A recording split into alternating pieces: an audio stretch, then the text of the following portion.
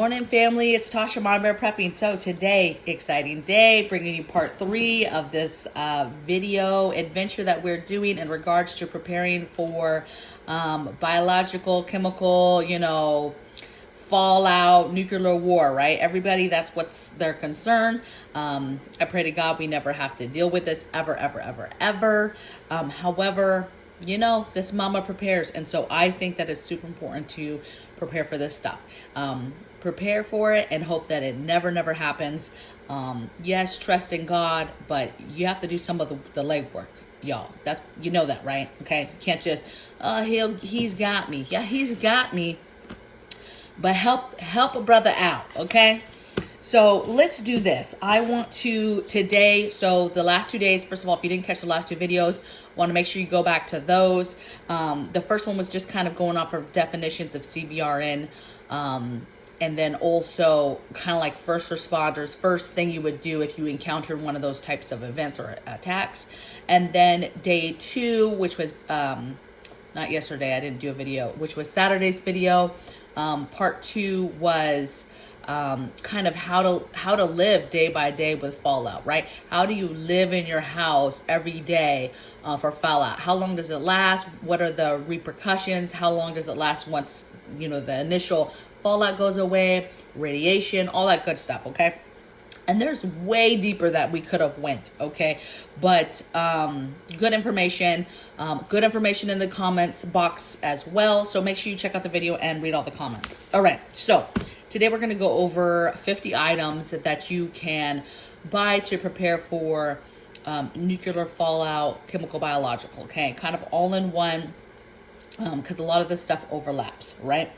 So I'm going to walk you through this stuff, and I'm going to talk about some of this stuff for you guys that like lists and you're like, just do the list and don't talk about the stuff. Some of the stuff I'm going to go more in depth about, okay? So first one is gas mask. So gas mask with canisters. Now, canisters have some expiration dates on them. A good actual CBRN NBC canister for an actual gas mask, you guys, will last 20 years if it is not opened. We actually get ours and then I vacuum seal it on top of it. It comes vacuum sealed, okay? A lot of people pop that. It's still not opened yet, but I don't pop that, and I usually vacuum seal.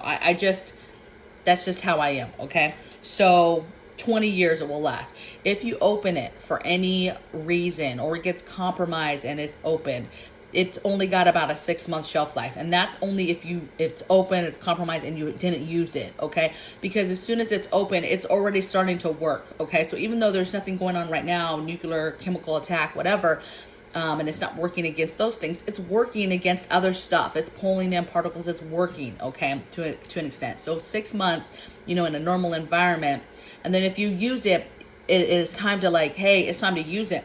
That's only about 8 hours, you guys. Maybe less, depending on how heavy things are, okay? So take that with a grain of salt. They're quite expensive. I think they're about $90 a piece, right? But I think it's important to have a couple of those and to have the mask. Now, this is stuff that, you hear that there was you hear on the emergency radio that there was something that happened states over. You're not donning this, right? You're not wasting your NBC, okay? But you're listening to your emergency, your local emergency stuff. And if they're telling you locally to don your mask and don your protective gear immediately, if you have it, then you're donning this, okay? That means you're being told something is in the air immediately and is an immediate threat. And that's when you would use this, okay? And or I would use this and break this out if I knew we were getting on the road, we were getting in our car, and we were trying to make it somewhere. And there was a huge possibility that me and my family would be driving through an area, okay? And so that's 100% a time that we would don that, okay? Other than that, let's get into it. There's a lot of other masks. N95 masks on my list. I say that, and a lot of people will be like, N95, that's not stopping anything. And yeah, chemical stuff like yeah, you're right. But there is some biological stuff that it could stop. Ideally, I like the N95 mask idea if that's all you have, and then you have like a wet washcloth or a wet paper towel or wet cloth, neckerchief, something. You get that wet, put that on your face, and then use the N95 as an extra barrier, but also to hold that all in place, okay?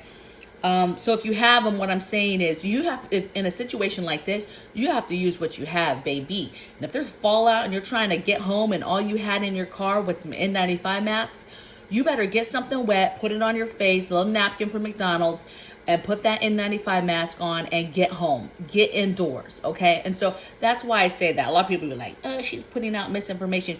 You need to pay attention and know that to survive, there's some stuff that you might have to do. And be creative about to get you from point A to point B.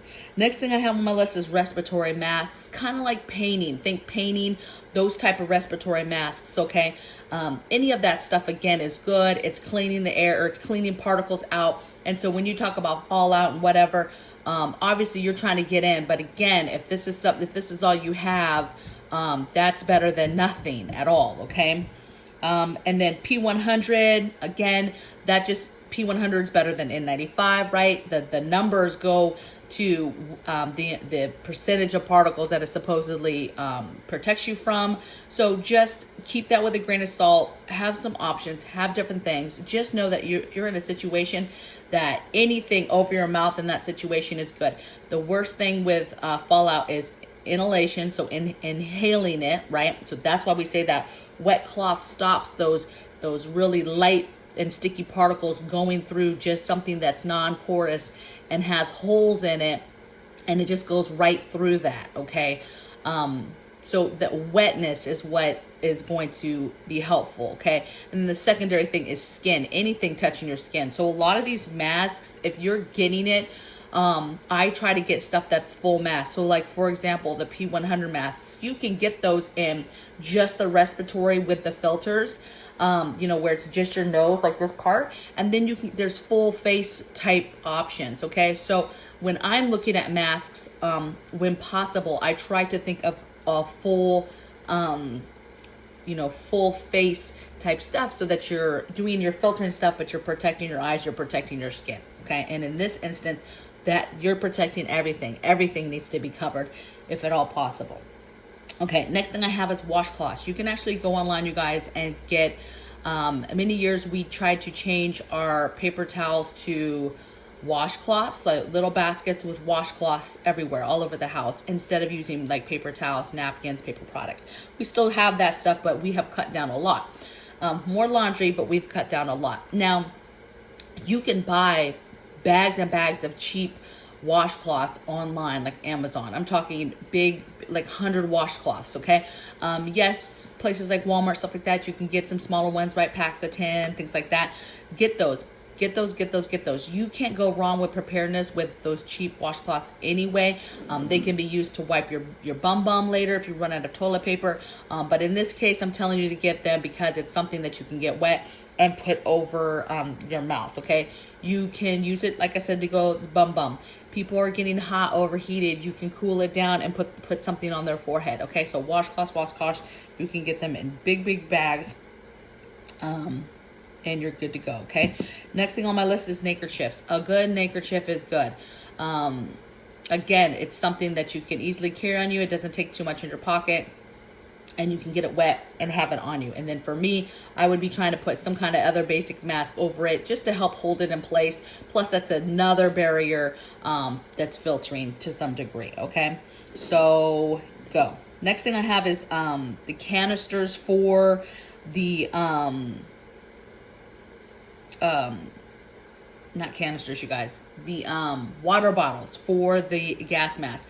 They come with there's a special water bottle canteen that you can get, that you can buy for gas masks, and most real gas masks, they'll have a little watering tube that pops out, and then it goes in there, and it's a way for you to drink water while you're in full garb, okay? Super important.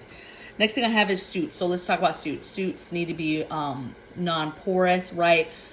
So your heavy duty hazmat, bio-type suits.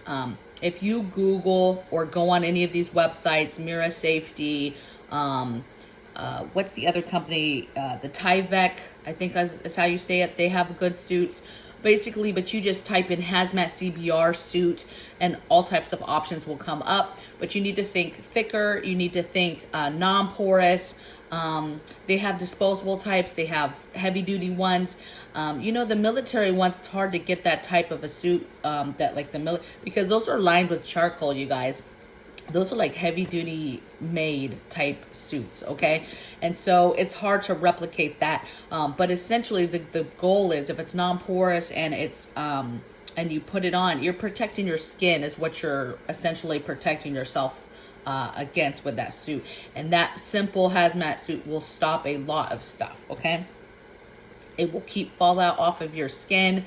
You know, it will stop certain things from getting to you, okay? Okay, next thing I have is gloves, okay? So gloves and boots are my next thing. Think when I'm talking about these types to go with your actual CBR suit, you're talking about oversized, right? You're talking about boots that go over whatever shoes you have on. Your heavy duty shoes you have on, these are rubber boots that would go over that. So you'd put your suit on, put heavy duty rubber boots on. You'd have big heavy duty gloves and they're overgarments. So just think that they're bigger. They're meant to go over another pair of gloves. They're meant to go over your boots, okay? So bigger size stuff. That goes in my next thing is rain gear. Okay, so options. Rain gear is amazing. It's heavy duty, it's thicker, it covers everything. Typically it has a hood, right? And so just having something like a full rain gear suit, rain boots, some sort of rubber boots that you just wear out in the yard because it's muddy, like even those, that is helpful, okay? But you want to have layers. So if those are just boots that you just put your regular foot in, I would say invest in something that's a little bit bigger that you can have another shoe inside there for another piece of barrier against stuff, okay? And then ideally you could just tape up the rest of the stuff, and as long as you had a full mask, so you could take that hood all the way over the mask, make it tight, and then you could have some sort of you know, hookup, okay? So rain gear is amazing. Ski mask, so you know, the full mask, that's good to have if you can, if you have nothing else, right? It's another way to cover your entire face as much as possible. Think of this: you could have a gas mask, hooded, tied goggles that you buy, or even at one point I have bought goggles, but I had bought the swimming goggles, you guys. Swimming goggles are an option. My sister saw a box one day and we were unpacking. She's like, what are all these swimming goggles? And I was like, oh, that's part of my CBR kit. It's just options. It's just extra stuff, right? So, you know, but you know, when you think, hey, I don't have this stuff, you know, a good face mask or a full face thing, goggles to protect your ears, a hood. If you have those ear muff things, you could put those on, then put the hood on. And then of course having some sort of mask, filter, whatever, okay? So I'm just trying to walk you through some options, you guys. I'm not an expert. I'm not an expert in this field. I'm just trying to walk you through things that we have in our preps, in our home, right? For this type of stuff, and I'm giving you options in case you can't afford some of this stuff. Some of these pieces are just too expensive, and the fact that some people, a lot of people don't have this type of gear, and so you have to have and know some options and some different things that you could do, okay? Also, another thing, think trash bags, okay? You know, if it's me and we don't have anything, I'm talking about big trash bag, cut the hole, put it over my kid. Then I'm thinking layers, right? Then I'm thinking any kind of rain gear, plastic-y type material that I have, right? Heavy duty rain gear type stuff, rubber boots, gloves. Then I'm taping up all the marks, the spots, right? Between the pants and the boots, between your gloves and your top, right? If there's any gap here, it's a two-piece. I'm taping across there. I'm basically covering my child's face or my family member's face as much as possible. And if I have nothing, okay, I'm doing, you know, any kind of goggles I can find, you know, ATV. I mean, think about all the stuff that you may have, right? The type of goggles you might have, the type of things you might have, and get those things. Respiratory, you know, if you don't have even a painter's respiratory type mask or anything like that, then your wet cloths, N95 masks maybe that you have left over, and you're just making sure that you're fully covered. But the most important thing is you guys are staying indoors, okay? That's if you're going outside. That's if you're being told cover with anything you can, because there is something, fallout is on top of you guys where you are at, and you're suiting and booting, okay? That's what I call it, suiting and booting. Okay, moving on to the next thing, regular work gloves. So just having regular gloves, regular things that you would put on under those rubber gloves, okay? And plus you need work gloves because if you're fortifying your home, which we're going to get into now, and you know, you're putting up wood or you're doing whatever, right? Cleaning up broken glass, stuff like that, okay? So heavy duty work gloves. Next thing I have is plastic sheeting. Now, plastic sheeting, you can buy this in rolls, all types of different rolls that you can buy it in. You can buy it in rolls where it comes off. It's in chunks, right? It's in pieces. And as you unroll, it comes off. One big roll, you could use shower curtains is another really cheap option, is getting shower curtains. I mean, you could go to the Dollar Tree or somewhere like that and go get you a bunch of those, the lining, the shower curtain lining part. Get a bunch of those if that's what you can afford. Remember the painting sections at Lowe's and Home Depot and stuff like that, where they have all that plastic sheeting. They've got, you know, all types of different plastic rolling type, you know, what do you call it? To lay down before you paint, right? Get that stuff. Think outside the box and get what you can, okay?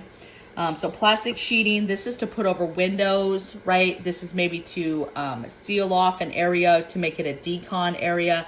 This is maybe to help seal off your safe area even more.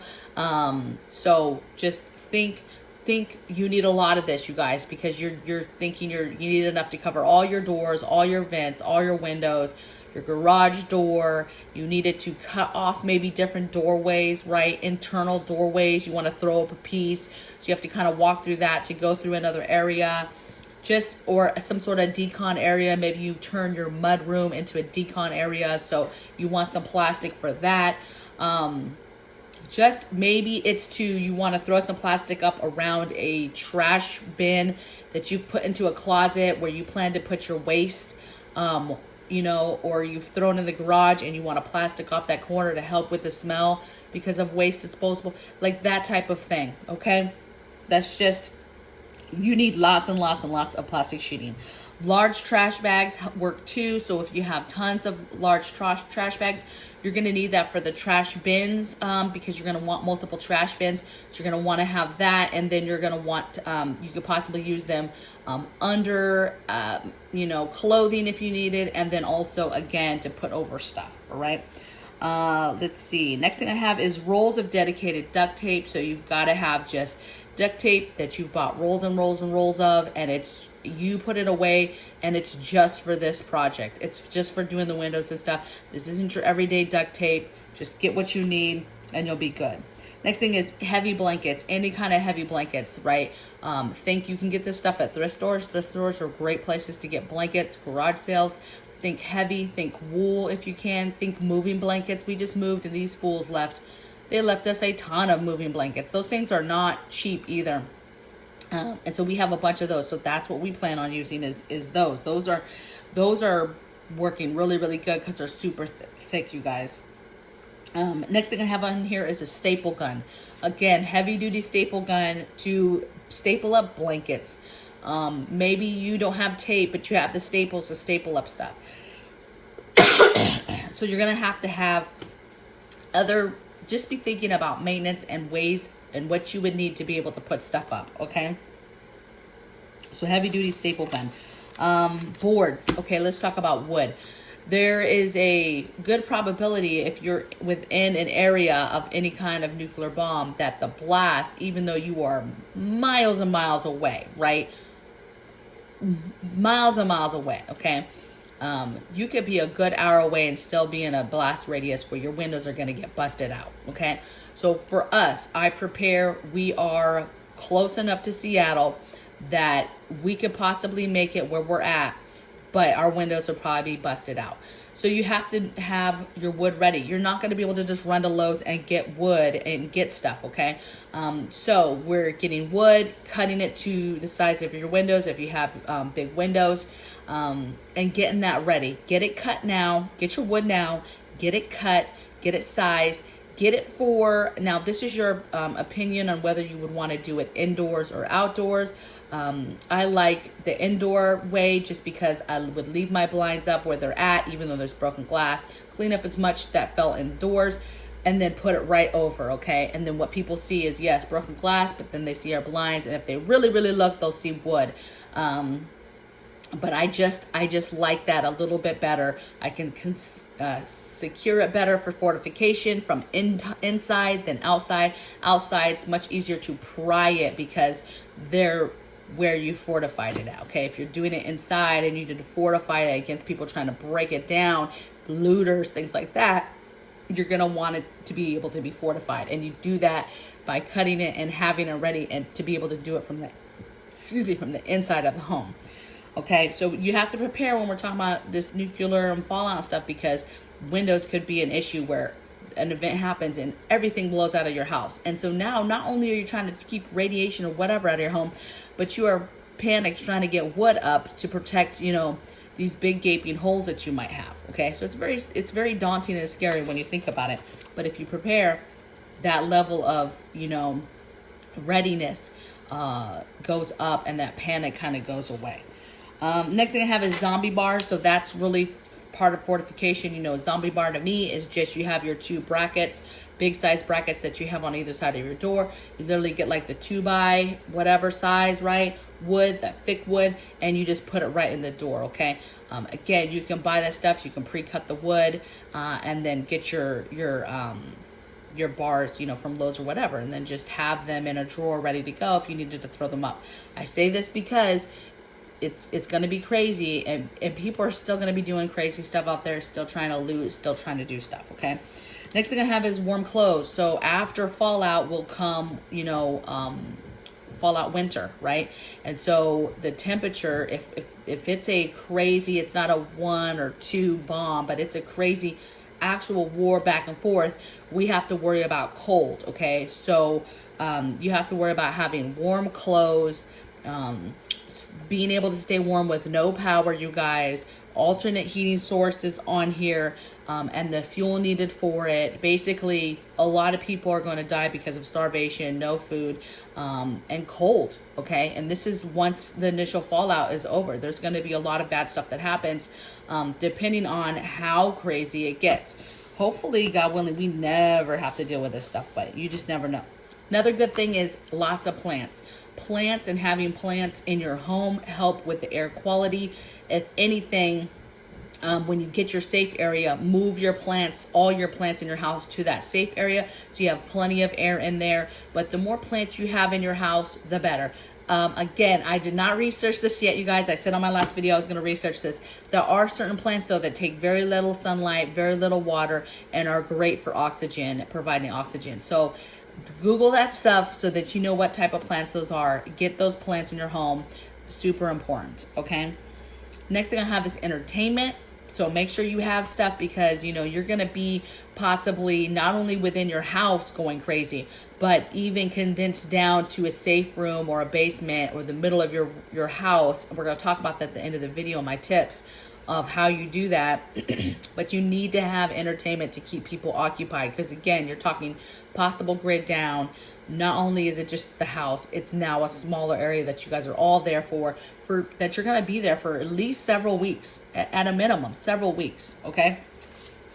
Next thing I have on is large tarps. Now, large tarps are good because, one, again, it's another option if you don't have plastic for the walls. It's another option for, you know, having drop cloths to be able to, you know, make a decon area or whatever. I like it for above the ceiling, so wherever our safe room is, wherever we can, putting tarps above us, anywhere that we can hang those above us, just to help again with the ceiling. So the reason why you go to the middle of the house is because the the walls and the roof are the most compromised because fallout is actually touching those areas, right?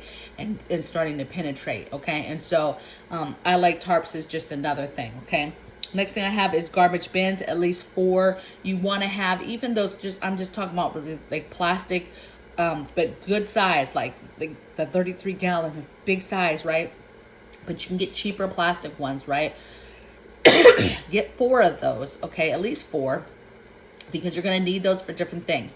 In your decon area, you're going to need a bin that you are throwing clothes that get taken off, that you're throwing the clothes in, or anything else that you're trying to dispose that has been compromised.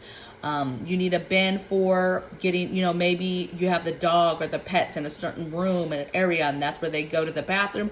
And then, so you have a bin in there with the big trash can that you can dispose their bio waste in. Maybe in a closet or in the corner of the garage, if you have one or whatever, you have some other bins for trash, your trash, and then your bio waste, okay? You have to think this through because it's kind of like, what do you do with that stuff? And so you have to be able to try to get rid of it in the safest way possible.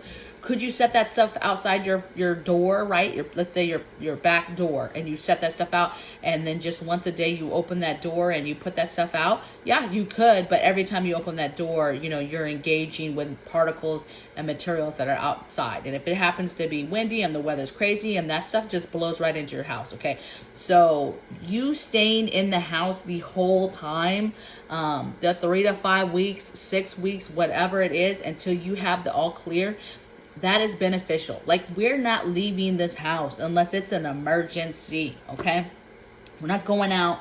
We're not going out to the garage to get stuff. Whatever's in the house is what we're doing, okay? So it's very, very important to get things in your home. Next thing I have is your emergency toilet items, right? So your actual emergency toilets, your buckets, your bags, all the stuff, your wipes, your incense, all the stuff you need to be able to go to the bathroom. If you have a composting toilet, great. If you've got the chair to sit down over the bucket, great. Whatever it is for you and your family, get it. If the water and the sewer system are still up and running, great. Okay, that's great. And you're still able to go to the bathroom, great. But just think, okay, because even us, we have septic, so we're like, okay, as long as we can fill the back of the toilet, we can still flush it. That's way too much water, you guys, okay? So emergency toilets ends up being 10 times better. You've got to do it. You've got to get your stuff. Next thing is things like doggy bags, right? The little green bags. Maybe you're not used to picking up dog poo, or cat poo, right? Your cat goes out all the time or has a litter box, or maybe your dog, you just let it go in the backyard and you're not used to walking it around somewhere where you have to clean up after it. You need to think now where you would have that dog at or that cat at, which room, which area, which garage, and making sure that you have bags to be able to pick up poo, okay, and to be able to dispose of that right away, okay? Another thing is pee pads. Having pee pads all over that area because it's hard to pick up pee, right? So how are you going to do that? How are you going to deal with that? You've got to get those items now. So doggy bags, pee pads. Next thing I have is gallon baggies. You want to have that stuff because they say if there's anything that has been compromised that for some reason you needed to wipe down, you would do that with a bleach cloth, and then you put that bleach cloth into a baggie, close it up, and then put that in your bio waste bag, right? Or your container that had in your decon area that you took everything off, something, right? You would put it off to the side though, they said. So gallon bags in case you have to contain something, whatever that might be. Gallon bags are good. Homemade crude filtering system. So have this stuff ahead of time. Southern Boy Prepper 1, he did a video where you take just a basic bucket, poke some holes in it, have a crude filter, right? So get your pebbles, your gravel, get a bag of sand, get your dirt, get your charcoal, get that stuff ready to go so that you can put that together fast, okay? And then that is your crude filtering system. This is your emergency if you absolutely had to get water from somewhere else and you had to filter it, okay? So I'm just gonna run you through an example. Let's say we have food and water in the house, but we have a garage, a detached garage, or a shed in the back, let's say. You have water in containers in there, okay? I want to get to it. We've exhausted. It's been weeks and weeks, but we've exhausted the water in the house, let's say. I want to go get that water. outside the decon area, right? Or get to the decon area, you would have to wash that whole container down, like they said, hot soapy water, wash it down. Then we would be pouring it into this crude filter. Okay, you would be testing it after you did the crude filter. You would be testing it for radioactive particles, and then if clear, once tested, then you would then boil it, and then you would then put it through a regular filter. Okay, a bigger filter. I'm telling you, I'm not doing that unless we absolutely have to. This is a long-term solution. This is a, this is a solution that even after we have the all clear from fallout and you're living with radioactive, just a world, years possibly, months to years to decades of issues that you'll be dealing with, this would become a normal thing probably for my family. Is we would want to triple check water, triple test it, triple filter it, all this good stuff, okay? Because you never know. But getting some stuff together now to get ready for that is good. What you do is make sure you have water and food in your house, okay? That's how you beat this. Next thing I have is bleach wipes. Next thing, baby wipes. Again, not taking any showers, so being able to stay clean in some capacity, okay? Paper products, right? Remember, this is a lot of grit down stuff. You're not eating or cooking on, you're not eating on regular plates and stuff. So paper products, water testers. So Amazon has all types of testers to test water for radioactive particles, radioactive testing. Get that for testing radiation. Get those. Make sure you have water tester. Make sure you have a couple possibly, okay? Regular big filter, right? So I always preach having some sort of big filter. You can make these. You don't have to buy the fancy ones, but you need a big filter, a big size one, something that will filter water quickly. If the tap is still going, they say that you can still use the tap for deconning, right? However, if you get the all clear and then all of a sudden they're like, hey, the tap is good, that's still getting filtered. I'm just not very trusting, okay? So you have to be very, very careful and be paying attention and have your emergency radio to be listening to your basic emergency information coming in. Next thing I have is an indoor burner. Basically, that's so you can boil a big pot of water indoors. So you need an indoor burner and you need a large pot. Think about boiling water, but also you need the burner for cooking. Food and water. Okay, so a lot of people ask me, how much food and water do you need? Well, I think you need tons and tons and tons of food and water. But to get through this evolution, I think that a safe amount to get you through initial wave of fallout is 6 weeks. 6 to 8 is really what I would say. If you look at research, they say, hey, radiation, radioactive particles, that all dissipates fairly quickly. And anywhere from 3 to 5 weeks, you could possibly have an all clear where it's safe to travel and it's safe where they say the fallout is gone, the initial fallout is gone, and you can now start deconning, which is a whole other animal, okay?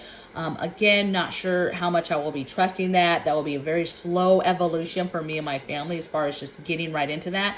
Because again, radiation poisoning is still a very real thing at this point. Because think about this, you might have all clear and decom, but you literally have radioactive particles on everything outside, on your entire house, every plant, every living thing outside, grass, all that stuff. That stuff is gone for, and then how do you get rid of that stuff is a process after that. And then still staying safe, so you're minimizing your exposure to radiation still, okay? It doesn't just go away and you get some sort of all clear and just like magically there's no concerns anymore. That's why people say you can't make it through this, because it is years and years of problems that you're dealing with, illness and sickness, And if you were majorly exposed in the beginning, you're looking at death fairly quickly, soon, right? But if you were blessed, you weren't as close to something as possible, you did the things you were supposed to do, meaning got inside, deconned, washed off stuff, anything was on, and stayed there until you were told to come out, you have a very good chance, and you did the things inside your home that you're supposed to do, you have a good chance of making it, okay?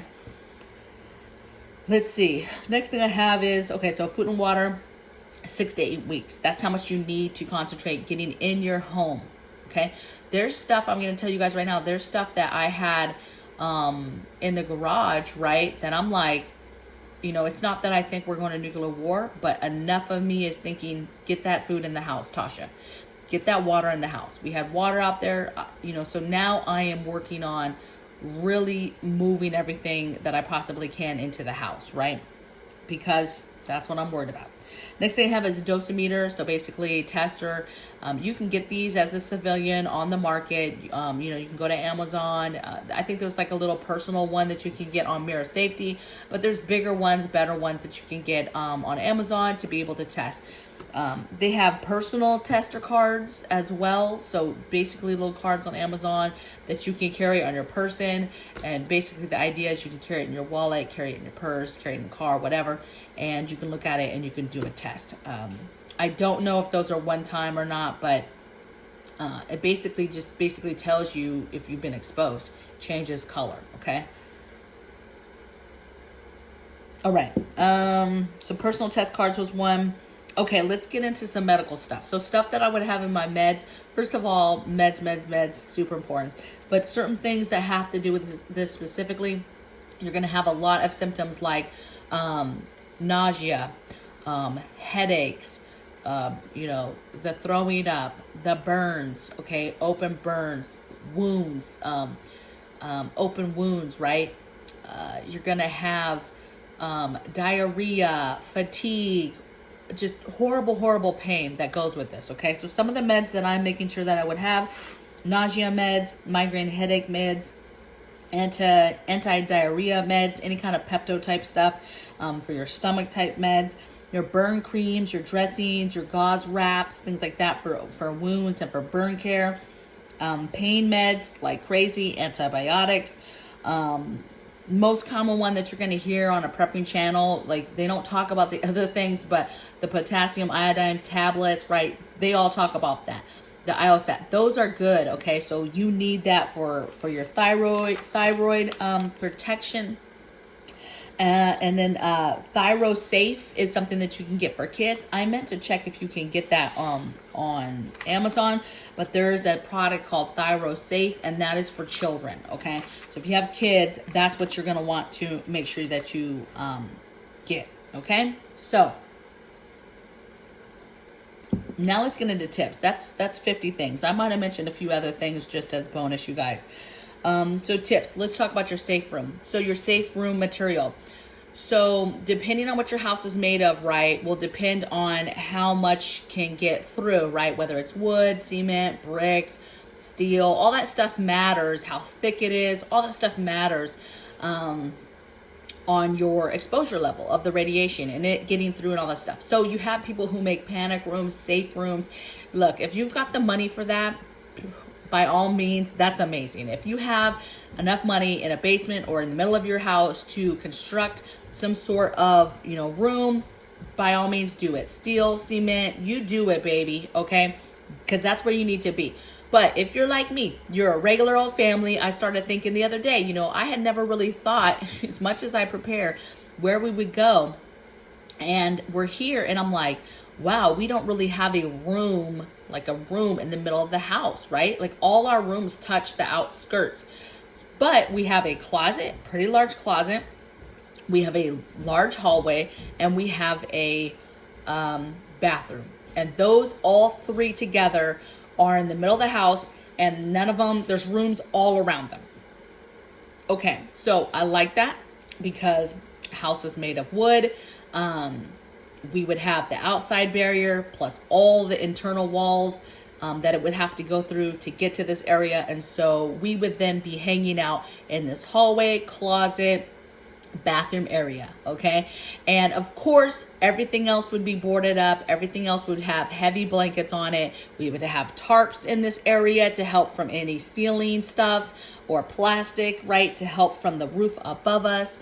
The opening to the hall beginning areas, we would have plastic and heavy blankets, and then all the doors going into the various rooms, we would do plastic and blankets, okay? And this isn't plastic that you can't walk through. It's just a basic draping so air can still get in, but it's just another barrier. So it's a loose draping to kind of help, but not to just trap us in here, right? So I had to think, you know, where would I put plants in this area? So now I'm building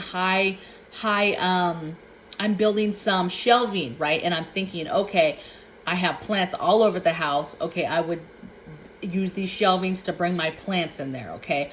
I would use this for this. Okay, the closet area makes a nice little bed area. There's this high little nook area. So there's some stuff that we could do, okay? Listen, I'm like everybody else. We're a normal family. We have a normal home. And it's not always that simple. If you don't have a basement, you don't have a middle area, go to the best, you know, room that you think. Room with the less doors and less windows, right? Don't pick the room that has the biggest windows. Don't pick the room that has 2 doors and windows, right? Try to pick the stuff where you're minimizing open like that. So maybe it's a bedroom that has 1 window, and then you only have to worry about really rocking and rolling on that 1 window, and then maybe draping something, you know, take care of the tarp. Maybe you make a little tarp, you know, fort, if you will, in that room that you kind of sleep in. Maybe you have a little sleeping tents that you have put in that room and sleep in that tent with tarps kind of over it. So think about stuff like that and just try to get creative, because again, we're not all made of money, right? We're not. And so to think that anybody can just go out and buy all this stuff is kind of crazy to me. But think outside the box. The tent thing, I just thought about that. You know, we think about that with the warmth. So that might be an issue of something you need anyway. So get the tents that I talked about in another video about how we need to stay warm under grid down, and get your little pop-up tents in your different rooms, right? And then do some plastic or some tarping over that as some more protection, right? Keeps them warmer, and you know, it's another barrier. Another barrier too that's really good that people talk about, water. Water is a good barrier. So think about that when you're, you know, so for us, right, we have all these blue containers, stackables. Well, you have the opening to the hallway. Maybe you're stacking those blue water containers in front of that, and it's an extra barrier, and it's helpful, okay? Just get creative. As long as you know the basics, you'll be fine. Stuff where I find and have gotten my stuff is mirror safety.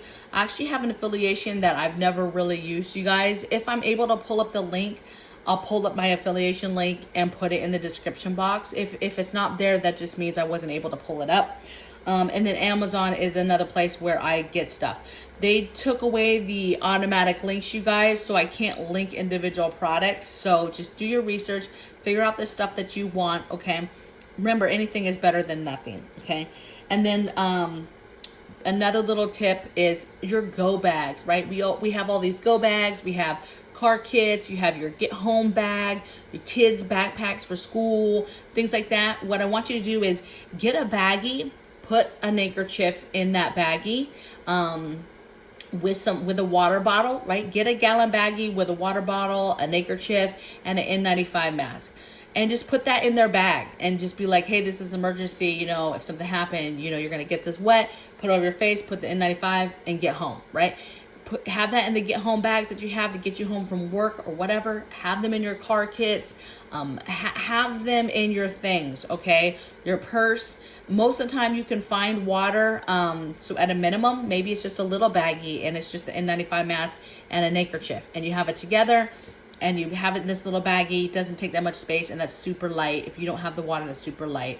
Another thing you could do for weight is, I just thought about this, is get the little baggie, lunch baggie, like a sandwich baggie, get the N95 mask in there, get a handkerchief in there, and then they have the emergency waters that are little tiny packets. Just get a small case of those, or go to a Dick's, some kind of camping store. I bet you they have them in single, and just get one of those and have that little water pack in there, okay? So just some thoughts of some different things to you know, upgrade our preps. I know it's a scary time. I know it's a lot, you guys, but you will do what's best for your family. Just keep getting ready. For those of you that, hey, I didn't mention something, you feel like it's important, you want to mention it, make sure that you share it with the group in the comments below. And I will see you guys tomorrow on the next video. Take care. Bye.